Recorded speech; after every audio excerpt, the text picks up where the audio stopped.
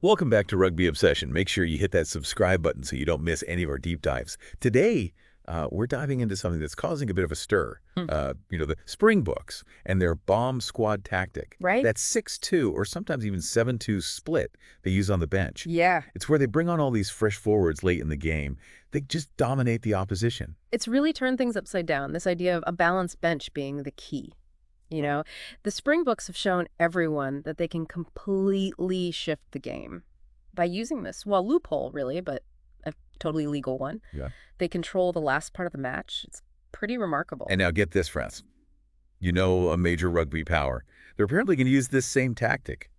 A 7-1 split on the bench. Wow. In their Six Nations match against Italy. It's bold, it's unexpected, and it's got everyone talking. I bet. What do you think this means for the game? Is this a brilliant move or a bit of a gamble? Well, it's not the first time France has tried a forward-heavy bench. Remember, they've done the 6-2 split before.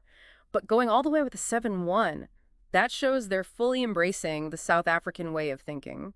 This could really change how the top teams plan their games. Yeah, it seems like they're saying, hey, the bomb squad works, and we need to adapt too. Makes sense.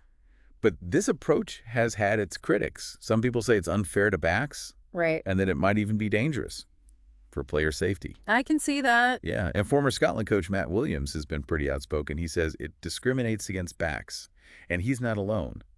Some people worry that this focus on forwards could make the game less exciting, and maybe even lead to more injuries, especially when players are tired towards the end. Yeah, those are definitely things to consider. But on the other hand, Springboks coach Rassie Erasmus has some strong counterarguments. He says, look, we're playing by the rules, and we're using our strength. He also points out that spreading out substitutions doesn't necessarily make things safer, and that the bomb squad isn't just about brute force, it's also about making smart substitutions. Before we go any further, I just want to remind everyone to subscribe to Rugby Obsession. If you're enjoying this deep dive, we're covering all sorts of rugby topics, so hit that button to stay in the loop. Now back to the bomb squad. Will other teams feel like they have to copy this tactic? Could this become the main strategy in international rugby? It's the big question, isn't it? Any tactic that works this well, especially one that shakes things up, often gets copied. But it also depends on whether other teams have the right players and the right coaching philosophy to make it work. What works for South Africa? And maybe France. Might not be right for everyone. Right, it's not a one-size-fits-all thing. And that's what makes it so interesting. Could this be a whole new era in rugby tactics? Or just a passing trend? And what about potential rule changes? Those are great questions. And it's too early to say what will happen long term. But one thing's for sure, the bomb squad has everyone talking about how the game is evolving and what the future of rugby might look like. We'll have to see how it all plays out. It's going to be fascinating. Now let's focus on this Six Nations match between France and Italy. This could really show us how well France can use this new approach.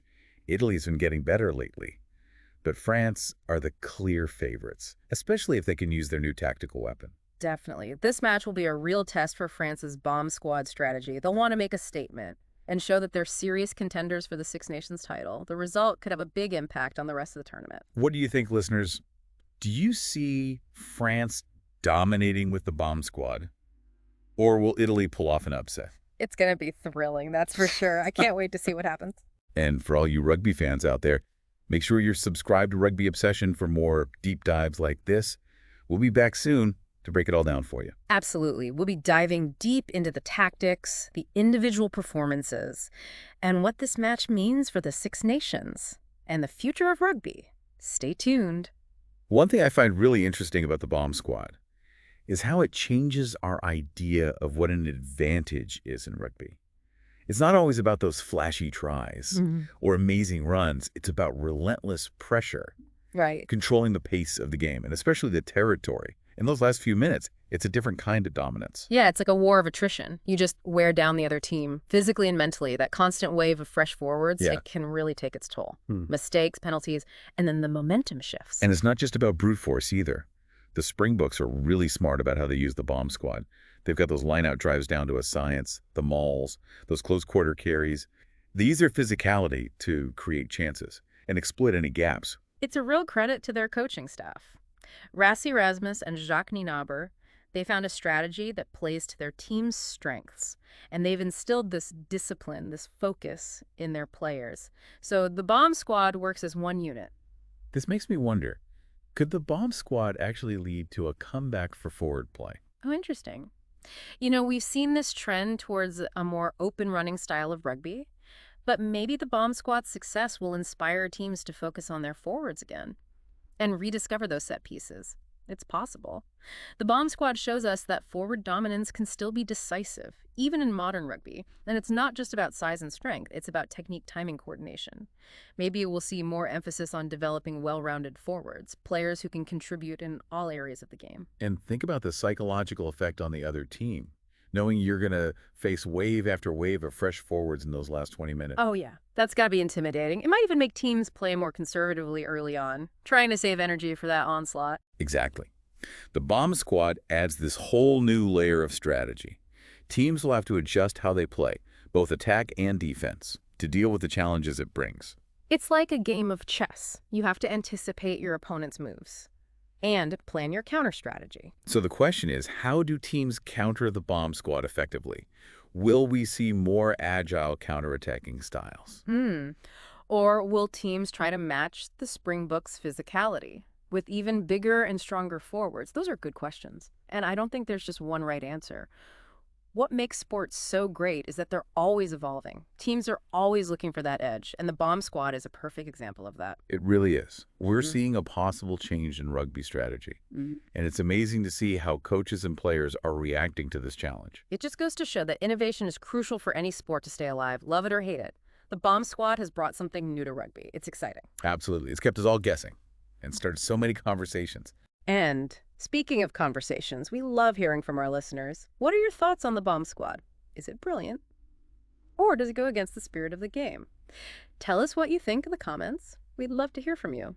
It's a complicated issue with valid points on both sides. And it's through these conversations, these different viewpoints, that we can really understand the game we love. And for those of you who want to stay ahead of the game, don't forget to subscribe to Rugby Obsession. We're your one-stop shop for all things rugby, insightful analysis, engaging discussions, and the latest news from the world of rugby. We're passionate about this sport, and we're dedicated to bringing you the most comprehensive content out there. So let's get back to the Six Nations and that clash between France and Italy.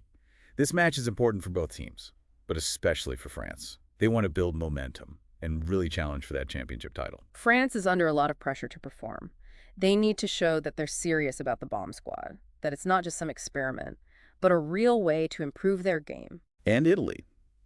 They're the underdogs, but we shouldn't count them out. They've shown us what they can do in recent matches, and they'll want to prove they belong with the top teams in the Six Nations. It's a classic David versus Goliath story. Italy facing a huge challenge. But in sport, you never know. Upsets can happen when you least expect them. That's what's so great about rugby. It's unpredictable, the players are passionate, and there's always a chance for a surprise win. We'll be here to break it all down, analyzing the key moments, the tactical decisions, and the performances that shape the outcome. It's a match you won't want to miss. And we'll be here to guide you through it all. Every scrum, every line out, every try. Stay tuned.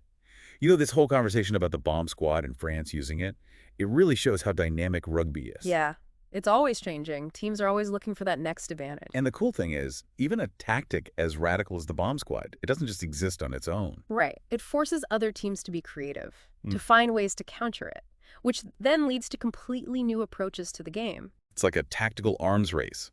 Who knows what brilliant strategies coaches will think of next? Exactly. And that's what makes this so exciting to watch. We're seeing rugby strategy evolve in real time. It really reminds us that rugby is all about adapting. It's not just about being strong or having a few star players. It's about intelligence strategy and outsmarting your opponent. Speaking of outsmarting, wouldn't it be interesting to see a team built specifically to beat the bomb squad? Oh, that's a great thought. Like, imagine a team with super mobile forwards and a lightning-fast backline. They could exploit the spaces when those big packs get tired. That would be amazing to see, a real clash of styles. That's what I love about rugby. It's this constant battle of brains and skill. Teams are always searching for new ways to get ahead. And who knows? Maybe we'll see that counter strategy one day. You never know with rugby. It's full of surprises. And on that note, we hope you've enjoyed this deep dive into the bomb squad and its impact on the game. Don't forget to subscribe to Rugby Obsession so you don't miss our future episodes. We'll be breaking down all the latest news tactics and trends in rugby. We're passionate about this sport, and we love sharing our insights with fellow rugby fans. Thanks for listening to Rugby Obsession. We'll be back soon with another episode, exploring more of the world of rugby. Until then, keep obsessing.